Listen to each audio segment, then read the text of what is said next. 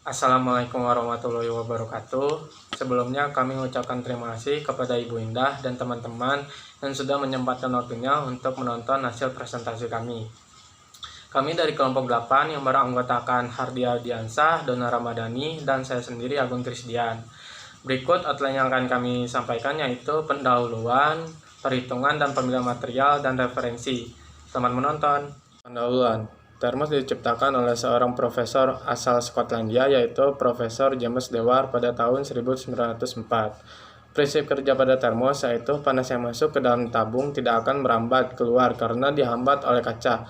Kemudian panas dihambat kembali oleh celah yang hampa udara yaitu pada tabung kaca. Setelah itu panas dihambat kembali oleh celah udara antara tabung dan dinding. Nah, termos menggunakan bahan yang bersifat adiabatik karena mampu menghambat panas antara sistem dalam termos dengan lingkungannya, yang menyebabkan tidak terjadinya perubahan temperatur pada termos. Komponen-komponen pada termos, yaitu yang pertama, tutup sumbat termos berfungsi untuk mencegah perpindahan panas. Lalu yang kedua, dinding dalam kaca yang berfungsi untuk mencegah perpindahan panas agar tidak diserap oleh dinding. Yang ketiga, dinding luar kaca berfungsi untuk mencegah perpindahan panas secara radiasi. Yang keempat, ruang hampa udara atau vakum berfungsi untuk membatasi kemungkinan panas hilang dari dalam atau masuk ke dalam termos secara konveksi. Yang kelima adalah karet penahan kaca berfungsi untuk menjaga posisi termos agar tetap berada di tempatnya. Adalah perhitungan dan pemilihan material. Nah, yang pertama ada analisis termos, analisis perpindahan energi pada termos, pemodelan pada termos, properti termos, desain rekrutmen dan pemilihan material, dan quality control dan manufaktur. Nah, analisis pada termos ini dirancang karena untuk meminimalkan jumlah aliran panas antara dua lingkungan, yaitu bagian dalam termos dan udara luar di sekitarnya. Aliran panas inilah yang menyebabkan terjadinya perubahan suhu awal. Selanjutnya akan dijelaskan oleh rekan saya yaitu Dona. Analisa perubahan energi pada termos. Pada termos ini terjadi proses adiabatik di mana tidak ada kalor yang masuk atau diserap maupun kalor yang keluar atau dilepaskan oleh sistem, atau Q sama dengan 0.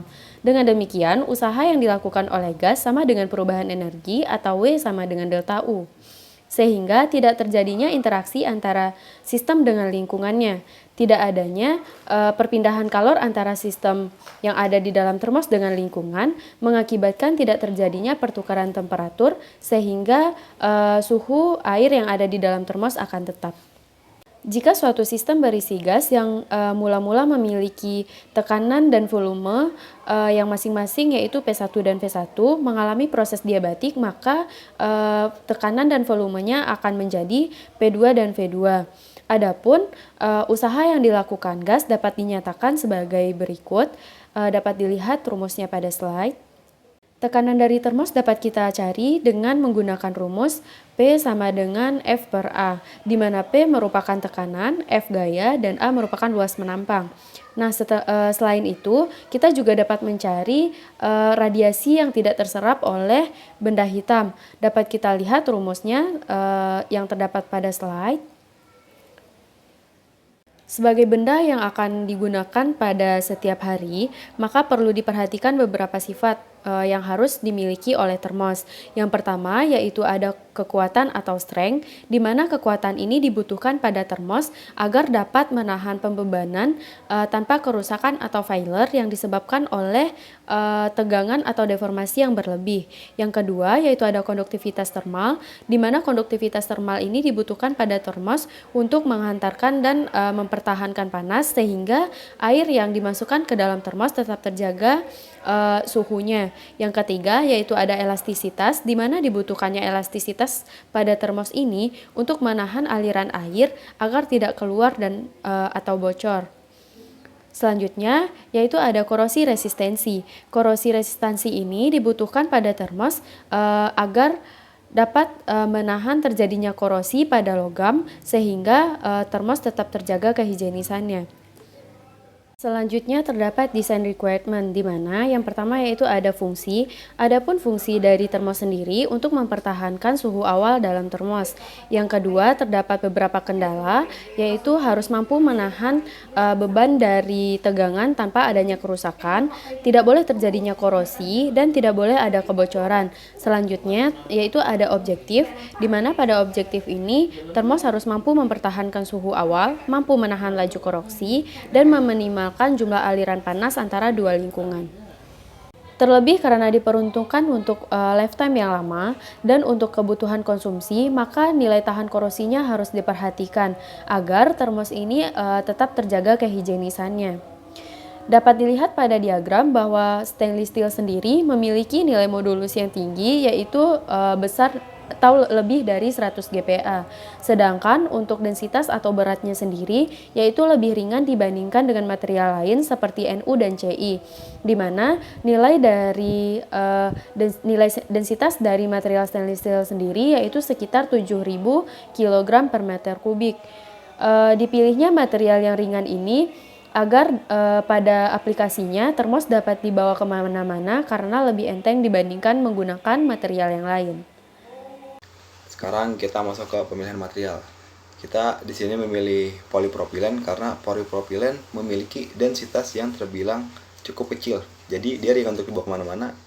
Dan dengan densitas yang kecil tersebut, kita mendapatkan modulus yang bisa terbilang lebih tinggi dibandingkan polietilen di sini. Bisa dilihat dengan 1000 kg per meter kubik densitasnya, dia mendapatkan yang modulus 1 gigapascal. Nah, mengapa hal tersebut menjadi acuan kita kenapa kita memilih polipropilen. Sekarang kita masuk ke diagram fracture toughness dan yang modulus. Nah, di sini ada steel yang kita gunakan itu stainless steel, termasuk dalam steel di situ chrome alloy. Stainless steel termasuk salah satu material yang memiliki fracture toughness tertinggi di antara material-material jenis lain.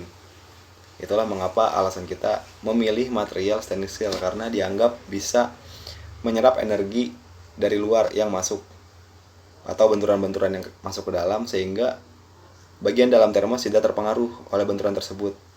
Nah, sekarang ada untuk polipropilen. Polipropilen di sini dengan yang modulus sekian, dia memiliki fracture toughness yang tinggi dibandingkan polimer-polimer jenis lain. Inilah hal mengapa kita menggunakan polipropilen sebagai penutup untuk mencegah kebocoran. Di situ juga dia bisa menahan benturan-benturan dari luar untuk termos kita yang akan kita buat. Di sini ada alasan mengapa kita memilih material yang kita gunakan untuk produk termos kita. Yang pertama itu ada stainless steel. Stainless steel kita pilih karena dia memiliki nilai modulus yang tinggi sehingga dapat menahan beban dari luar tanpa terdeformasi plastis. Yang kedua, dia tahan terhadap korosi yang notabene dia dapat merusak si material sehingga memiliki lifetime yang lebih lama. Yang ketiga, dia memiliki nilai toughness yang tinggi sehingga dapat menyerap energi dari luar tanpa energi tersebut tersalurkan ke bagian dalam termos. Yang kedua itu ada polipropilen. Polipropilen kita pilih karena dia dapat mencegah terjadinya kebocoran pada termos sehingga apa yang kita simpan di dalam termos itu tidak bocor keluar. Yang ketiga, kita memilih gelas karena dia adalah material yang paling sedikit menyerap kalor dan memungkinkan si termos tetap dalam keadaan panas maupun dingin. Nah, di sini ada quality control. Yang pertama, kita melakukan pengujian terhadap termos, yaitu pengujian rangkaian komponen pengaduk. Yang kedua itu drop weight shear test. Yang ketiga, tes kebocoran. Dan yang keempat adalah inspeksi kemampu tahanan temperatur produk atau heat insulation inspection. Dan selanjutnya itu proses manufaktur dengan cara deep drawing, yaitu dengan cara logam didorong keluar sehingga membentuk bagian botol seperti yang kita inginkan. Dan selanjutnya ada manufaktur kaca untuk bagian dalam termos dengan cara pemanasan, lalu dibentuk sesuai yang kita inginkan. Ya, berikut ada daftar pusaka yang kita gunakan. Dan terima kasih.